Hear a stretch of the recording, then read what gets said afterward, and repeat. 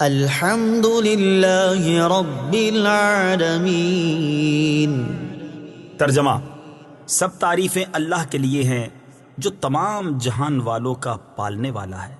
الحمدللہ، سب تعریفیں اللہ کے لیے ہیں۔ تفسیر صراط الجنان میں اس کی تفسیر کچھ اس طرح ہے، یعنی ہر طرح کی حمد اور تعریف کا مستحق اللہ تعالی ہے، کیونکہ اللہ تعالی کمال کی تمام صفات کا جامع ہے۔ حمد اور شکر کی تعریف۔ حمد کا معنی ہے کسی کی اختیاری خوبیوں کی بنا پر اس کی تعریف کرنا، اور شکر کی تعریف یہ ہے کہ کسی کے احسان کے مقابلے میں زبان، دل یا اعضاء سے اس کی تعظیم کرنا۔ اور ہم چونکہ اللہ عز و جل کی حمد عام طور پر اس کے احسانات کے پیش نظر کرتے ہیں، اس لیے ہماری یہ حمد شکر بھی ہوتی ہے۔ اللہ تعالیٰ کی حمد و ثنا کرنے کے فضائل۔ احادیث میں اللہ تعالیٰ کی حمد و ثنا کرنے کے بہت فضائل بیان کیے گئے ہیں۔ ان میں سے 3 فضائل پیش کرتا ہوں۔ نمبر 1، مسلم شریف کی حدیث ہے، حضرت انس بن مالک رضی اللہ تعالی عنہ سے روایت ہے، نبی اکرم صلی اللہ تعالی علیہ وسلم نے ارشاد فرمایا، اللہ تعالیٰ بندے کی اس بات سے خوش ہوتا ہے کہ وہ کچھ کھائے تو اللہ تعالیٰ کی حمد کرے، اور کچھ پیے تو اللہ تعالیٰ کی حمد کرے۔ نمبر 2، ابن ماجہ کی حدیث ہے، حضرت جابر بن عبداللہ رضی اللہ تعالی عنہ سے روایت ہے، حضور پر نور صلی اللہ تعالی علیہ وسلم نے ارشاد فرمایا، سب سے افضل ذکر لا الہ الا اللہ ہے، اور سب سے افضل دعا الحمدللہ ہے۔ نمبر 3، ابن ماجہ ہی کی حدیث ہے، حضرت انس بن مالک رضی اللہ تعالی عنہ سے روایت ہے، حضور اقدس صلی اللہ تعالی علیہ وسلم نے ارشاد فرمایا، جب اللہ تعالیٰ اپنے بندے پر کوئی نعمت نازل فرماتا ہے اور وہ نعمت ملنے پر الحمدللہ کہتا ہے، تو یہ حمد اللہ تعالیٰ کے نزدیک اس دی گئی نعمت سے زیادہ افضل ہے۔ حمد سے متعلق شرعی حکم۔ خطبے میں حمد واجب، کھانے کے بعد مستحب، چھینک آنے کے بعد سنت، حرام کام کے بعد حرام، اور بعض صورتوں میں کفر ہے۔ للہ، اللہ کے لیے۔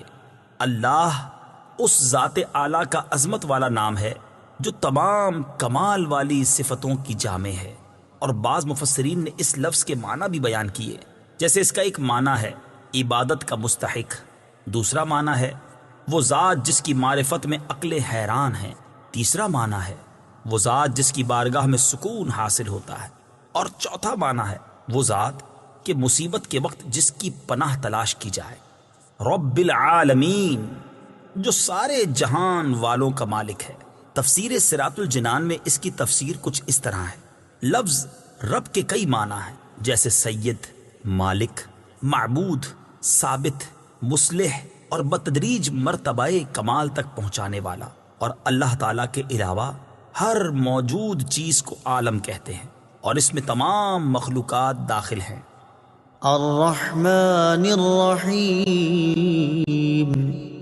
ترجمہ: بہت مہربان، رحمت والا۔ الرحمن، بہت مہربان۔ تفسیر صراط الجنان میں اس کی تفسیر کچھ اس طرح ہے، رحمان اور رحیم اللہ تعالیٰ کے 2 صفاتی نام ہیں۔ رحمان کا معنی ہے نعمتیں عطا کرنے والی وہ ذات جو بہت زیادہ رحمت فرمائے، اور رحیم کا معنی ہے بہت رحمت فرمانے والا۔ یاد رہے کہ حقیقی طور پر نعمت عطا فرمانے والی ذات اللہ تعالیٰ کی ہے، کہ وہی تنہا ذات ہے جو اپنی رحمت کا بدلہ طلب نہیں فرماتی۔ ہر چھوٹی بڑی، ظاہری، باطنی، جسمانی، روحانی، دنیاوی اور اخروی نعمت اللہ تعالیٰ ہی عطا فرماتا ہے، اور دنیا میں جس شخص تک جو نعمت پہنچتی ہے وہ اللہ تعالیٰ کی رحمت ہی سے ہے، کیونکہ کسی کے دل میں رحم کا جذبہ پیدا کرنا، رحم کرنے پر قدرت دینا، نعمت کو وجود میں لانا، دوسرے کا اس نعمت سے فائدہ اٹھانا، اور فائدہ اٹھانے کے لیے اعضاء کی سلامتی عطا کرنا، یہ سب اللہ تعالیٰ کی طرف سے ہی ہے۔ اللہ تعالیٰ کی وسیع رحمت دیکھ کر گناہوں پر بے باک نہیں ہونا چاہیے۔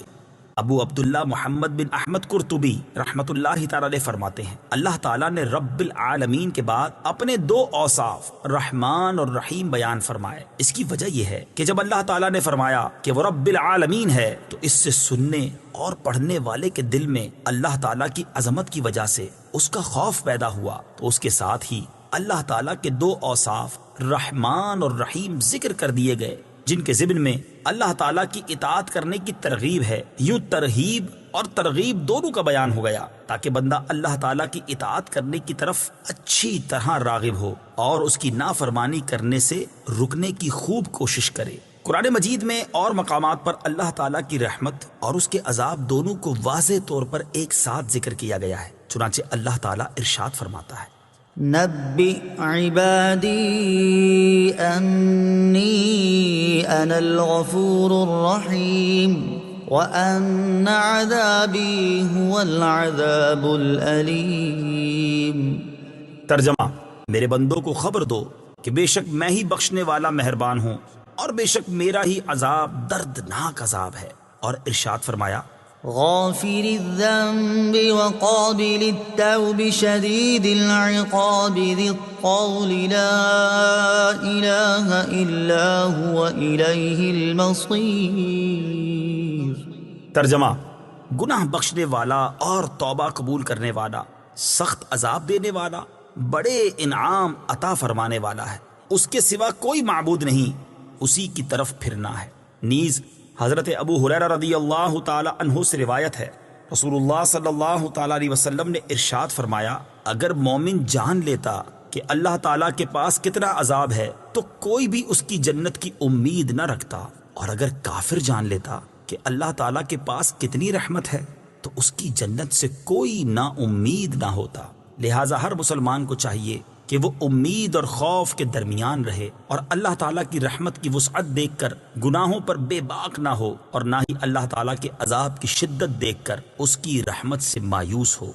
کسی کو رحمان اور رحیم کہنے کے بارے میں شرعی حکم، اللہ تعالیٰ کے علاوہ کسی اور کو رحمان کہنا جائز نہیں، جبکہ رحیم کہا جا سکتا ہے، جیسے قرآن مجید میں اللہ تعالیٰ نے اپنے حبیب صلی اللہ تعالیٰ علیہ وسلم کو بھی رحیم فرمایا ہے۔ چنانچہ ارشاد باری تعالیٰ ہے، لقد جاءكم رسول من أنفسكم عزيز عليه ما عنتم حريص عليكم بالمؤمنين رؤوف رحيم۔ ترجمہ، بے شک تمہارے پاس تم میں سے وہ عظیم رسول تشریف لے آئے جن پر تمہارا مشقت میں پڑنا بہت بھاری گزرتا ہے، وہ تمہاری بھلائی کے نہایت چاہنے والے، مسلمانوں پر بہت مہربان، رحمت فرمانے والے ہیں۔